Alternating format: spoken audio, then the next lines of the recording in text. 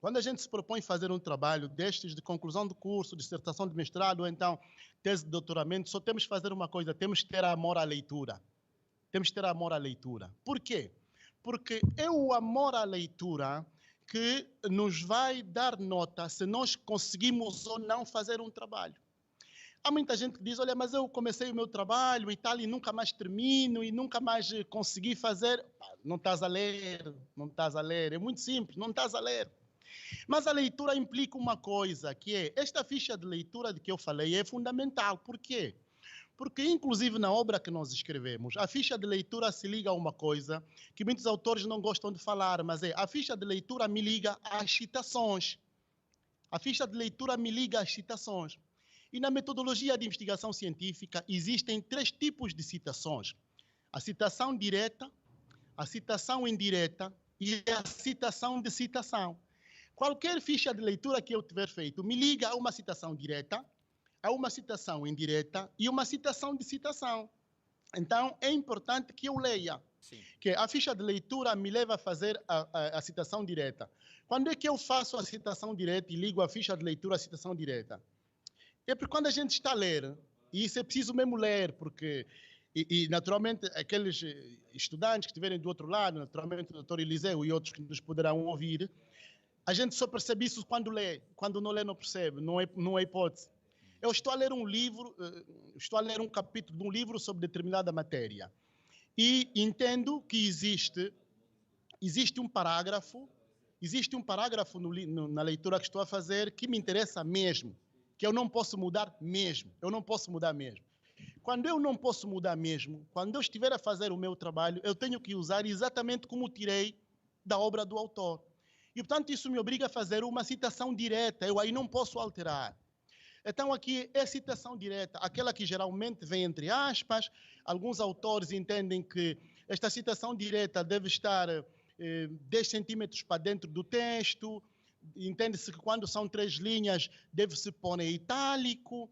Mas depois, a mesma ficha de leitura. Eu estou na biblioteca, estou a ler, estou no 45º dia, ou no 59º dia, a fazer o meu trabalho, estou sempre a ler, e fui fazendo várias fichas de leitura. Me leva para a citação direta, citação indireta e citação de citação. Espero que se perceba aí que isto aqui, citação de citação. Muito bem. Então, na citação direta, eu estou diante de um pensamento do autor que eu não posso mudar, não posso mudar. Se eu mudo este pensamento e ponho este pensamento no meu trabalho quando estiver a escrever a minha monografia, naturalmente que pode ser um trabalho de fim de curso ou uma dissertação, ou então mesmo uma tese de doutoramento, se eu mudar esta citação direta aqui, sem fazer referência, eu estou a fazer copy-paste. Isto, do ponto de vista científico, é inadmissível. Depois o indivíduo pode aparecer numa lista qualquer ou então aí na parede do instituto a dizer que você fez cópia do teu trabalho. Mas depois há aqui uma outra situação, que é a ficha de leitura que me leva à citação indireta. Estamos aqui nesta citação indireta. A citação indireta tem uma coisa que é interessante, que é, eu, na medida em que estiver a ler, eu tenho ideias. Mas as ideias que eu tenho não são minhas ideias. São ideias cuja originalidade vem do autor que estou a ler. Então, manda também a honestidade intelectual que, apesar de eu ter aqui uma ficha com citação indireta, eu faço mesmo a citação indireta. Enquanto numa definição, digo, por exemplo, que o direito é um conjunto de normas que visam disciplinar a sociedade, mas que o direito é diferente de outras normas de conduta moral, porque o direito usa da coercibilidade para levar os indivíduos a cumprirem a lei. Isto é uma citação direta. Eu, na citação indireta, posso dizer, quando estamos diante do direito, sabemos que estamos diante de normas que não podem ser desobedecidas, porque senão o Estado, através das suas forças policiais, nos obriga a cumprir. eu disse uma coisa diferente, mas a ideia fui buscar do autor primeiro. Então, enquanto ali faço a citação direta, na outra, nesta citação indireta, eu uso uma ideia principal. A ideia principal na citação indireta mantém-se. Manter-se a ideia significa o quê? Manter-se a ideia significa manter algumas palavras que eu não modifico, mas que por força da minha imaginação,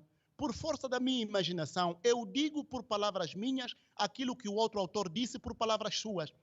Então, estou a fazer uma citação indireta. E aí eu tenho liberdade. Embora alguns autores digam que a liberdade não é tanta, mas eu tenho liberdade de pôr aspas ou não aspas na abertura e no fecho do parágrafo. Tenho a liberdade de citar ou não citar a página, mas alguns autores dizem que é sempre bom citar a página para poder ser localizável. E depois temos, por outro lado, a citação de citação. Quando é que eu tenho a citação de citação? Eu tenho a citação de citação quando estou a ler um determinado livro na biblioteca e entendo que um determinado parágrafo me interessa imenso. O livro foi escrito, por exemplo, pelo Dr. Eliseu. Mas este livro esgotou no mercado. Ou seja, o Dr. Eliseu cita um livro que já esgotou no mercado. Então, o Dr. Eliseu diz, na citação que faz, segundo Freitas do Amaral, o direito define-se assim, aquele outro. Quem citou Freitas do Amaral é o Dr. Eliseu, não fui eu. Mas quando vou à procura na biblioteca, o Freitas do Amaral já não aparece. Desapareceu, é um livro que desapareceu. Exatamente. Então eu vou dizer que, segundo Diogo Freitas do Amaral, citado pelo Dr. Eliseu, o direito é isto. Eu estou a fazer uma citação de citação, que não é minha citação, não é do Dr. Eliseu, mas vou numa parte em que o Dr. Eliseu citou uma pessoa cujo livro não está presente no mercado. Bem, isto me ajuda ao quê? Me ajuda aqui já estamos na parte da escrita, me ajuda a perceber a estruturação do trabalho. Tudo isto que eu disse até agora, desde as fichas bibliográficas e as fichas de leitura, me ajuda a fazer uma coisa, que é o pré-projeto. Eu comecei no princípio e fui para o fim para falar do pré-projeto. Porque uma parte considerável dos, inclusive tutores que vão acompanhando os nossos estudantes, tem muita dificuldade em fazer o pré-projeto. O pré-projeto parte de quê? Bem, primeiro esclarecer que um pré-projeto é um pré-projeto enquanto não for aprovado pela universidade, porque depois de ser aprovado pela equipa que acompanha o trabalho, passa a ser projeto. Mas os pré-projetos, geralmente, têm que ter uma coisa que se chama índice. E está aí o Dr. Eliseu e caríssimos estudantes, também professores que nos vão ver. Que ninguém faz um índice ex nihilo, ou seja, do nada. O índice não vem da cabeça do estudante, o índice vem do trabalho que a pessoa fez de leitura na biblioteca, do tema que eu realmente quero trabalhar. Significa dizer que se eu tiver lido, e vamos imaginar aqui um número hipotético, se eu tiver lido 80 livros significa, e há aqui uma coisa que muitas vezes assusta os estudantes, mas o professor diz, mas eu li 80 livros. O professor não leu os 80 livros, o professor leu 2, 3 capítulos do livro, leu um capítulo do livro, leu um número do livro. Portanto, é esta perspectiva, ou seja, e eu ao fazer o índice, eu tenho que ir buscar desta matéria que já li. E, portanto, o índice vai ser o quê?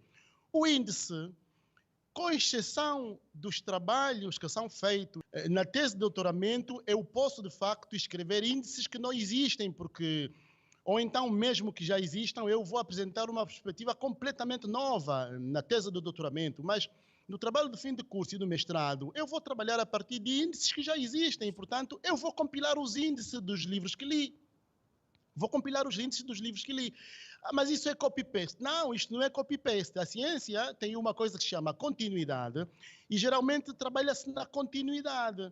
Agora, depois todo o trabalho, quando falamos das fichas de leitura e outras, o que é que vai significar? O trabalho vai significar, o trabalho de fim de curso e a dissertação de mestrado vão significar compilações que eu apresento de maneira nova. Não tão nova como se apresenta na tese do doutoramento, porque aí o Dr. Eliseu está ali, é uma coisa nova mesmo, porque os PhDs vão perguntar sobre o que você de facto estudou e apresentou de novo. Qual é a perspectiva nova? Mas não acontece no trabalho de fim de curso, não é, Dr. Eliseu? É exatamente isso, doutor. Pois, é exatamente. Então, pronto, eu compilo o índice, aonde este índice vai ser também, de alguma forma, o pré-projeto, porque o índice vem virar do pré-projeto para ser ou não aprovado, mas depois aqui nós, na nossa obra, apresentamos formas de compilação do pré-projeto, que existem ali matérias que é preciso realmente, sobre as quais é preciso falar. Mas há 3 pontos que eu gostaria de fazer referência. Depois disto, naturalmente, já escrevemos o livro e fazemos o índice, e depois começamos a escrever. E escrevemos tudo, desenvolvimento. Primeiro escrevemos o desenvolvimento, sempre escrevemos o desenvolvimento. Há 2 coisas que se escrevem sempre no fim, que bem, a conclusão é sempre conclusão, mas a introdução do trabalho o trabalho de curso escreve-se sempre no fim. Por quê? Porque a introdução vai dizer a quem pegar no meu trabalho quais são os passos que eu segui para fazer o meu trabalho. Qual é a perspectiva que abordo, quantos capítulos em que se divide o trabalho e tudo isto. A introdução, que são os elementos textuais, que é a introdução, o desenvolvimento e a conclusão, que são elementos textuais. Depois temos aí outros elementos que são pretextuais e outros extratextuais, são os anexos.